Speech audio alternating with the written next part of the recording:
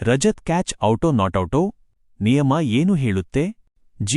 ಜಿಟಿ versus RCB ಪಂದ್ಯದಲ್ಲಿ Jason holder ಹಿಡಿದ ರಜತ್ ಪಟಿದಾರ್ ಅವರ ಕ್ಯಾಚ್ ಈಗ ದೊಡ್ಡ ಚರ್ಚೆಗೆ ಕಾರಣವಾಗಿದೆ. ರಜತ್ ಅವರು 6 ಬಾರಿಸುವ ಪ್ರಯತ್ನದಲ್ಲಿದ್ದರೂ ಈ ವೇಳೆ ಚೆಂಡು ಹೋಲ್ಡರ್ ಕೈ ಸೇರಿತು. ಆ ಬಳಿಕ ಅವರು ಬಾಲ್ ಅನ್ನು ನೆಲಕ್ಕೆ ಉಜ್ಜಿಕೊಂಡು ಹೋದರು.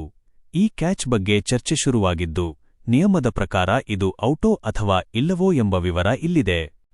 ಜೇಸನ್ ಹೋಲ್ಡರ್ ಹಿಡಿದ ಕ್ಯಾಚ್ ವಿವಾದ.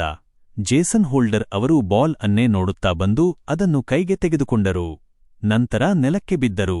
ಬಾಲ್ ಅವರ ಕೈಯಲ್ಲೇ ಇದ್ದರೂ ಅದು ನೆಲಕ್ಕೆ ಉಜ್ಜುತ್ತಾ ಹೋಯಿತು. ನಂತರ ಅವರು ಬಾಲ್ ಹಿಡಿದ ಕೈಯನ್ನೇ ಊರಿ ಮೇಲಕ್ಕೆ ಎದ್ದರು. ಎಲ್ಲರೂ ಇದನ್ನು ನಾಟ್ಔಟ್ ಕೊಡುತ್ತಾರೆ ಎಂದು ಭಾವಿಸಿದ್ದರು, ಆದರೆ ಅಂಪೈರ್ ಔಟ್ ನೀಡಿದರು. ಇದು ಸ್ಪಷ್ಟವಾಗಿ ನಾಟ್ಔಟ್ ಎಂದು ಭಾರತ ತಂಡದ ಮಾಜಿ ಬೌಲರ್ ಹಾಗೂ ಕಮೆಂಟೇಟರ್ ಇರ್ಫಾನ್ ಪಠಾಣ್ ಟ್ವೀಟ್ ಮಾಡಿದ್ದಾರೆ. ನಿಯಮ ಏನು ಹೇಳುತ್ತದೆ? ಅಂಪೈರ್ಗಳು ಔಟ್ ಕೊಟ್ಟಿದ್ದು ನಿಯಮಗಳನ್ನು ಆಧರಿಸಿಯೇ.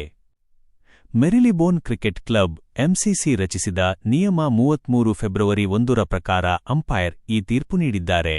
ನಿಯಮದ ಸಾರಾಂಶ: ಓರ್ವ ಫೀಲ್ಡರ್ ಕ್ಯಾಚ್ ಹಿಡಿದ ನಂತರ ಆತ ತನ್ನ ಶರೀರದ ಚಲನೆ ಮತ್ತು ಚೆಂಡಿನ ಮೇಲೆ ಸಂಪೂರ್ಣ ನಿಯಂತ್ರಣ ಹೊಂದಿರಬೇಕು. ಆನಂತರ ಚೆಂಡು ನೆಲಕ್ಕೆ ತಗುಲಿದರೂ ಅದನ್ನು ಔಟ್ ಎಂದೇ ಪರಿಗಣಿಸಲಾಗುತ್ತದೆ. ಜೇಸನ್ ಕ್ಯಾಚ್ ಹಿಡಿದಾಗ ದೇಹದ ಚಲನೆ ಹಾಗೂ ಬಾಲ್ ಮೇಲೆ ಅವರಿಗೆ ಸಂಪೂರ್ಣ ನಿಯಂತ್ರಣ ಇದೆ ಎಂದೇ ಥರ್ಡ್ ಅಂಪೈರ್ ಪರಿಗಣಿಸಿರಬಹುದು. ಫೀಲ್ಡರ್ ಚೆಂಡನ್ನು ಸುರಕ್ಷಿತವಾಗಿ ಕೈಯಲ್ಲಿ ಹಿಡಿದು ತಾವು ಸಮತೋಲನ ಕಳೆದುಕೊಳ್ಳದೆ ನಿಯಂತ್ರಣದಲ್ಲಿದ್ದಾರೆ ಎಂದು ಖಚಿತವಾದ ಮೇಲೆ ಚೆಂಡು ನೆಲಕ್ಕೆ ತಗುಲಿದೆ ಎಂಬುದು ಥರ್ಡ್ ಅಂಪೈರ್ ವಾದ. ಆದರೆ ಹೋಲ್ಡರ್ ನಿಯಂತ್ರಣದಲ್ಲಿ ಇರಲಿಲ್ಲ ಎಂಬುದು ಮೇಲ್ನೋಟಕ್ಕೆ ಸ್ಪಷ್ಟವಾಗಿ ಕಾಣಿಸುತ್ತಿತ್ತು ಎಂಬುದು ಅಭಿಮಾನಿಗಳ ಅಳಲು. ಏನಿದು ಎಂಸಿಸಿ?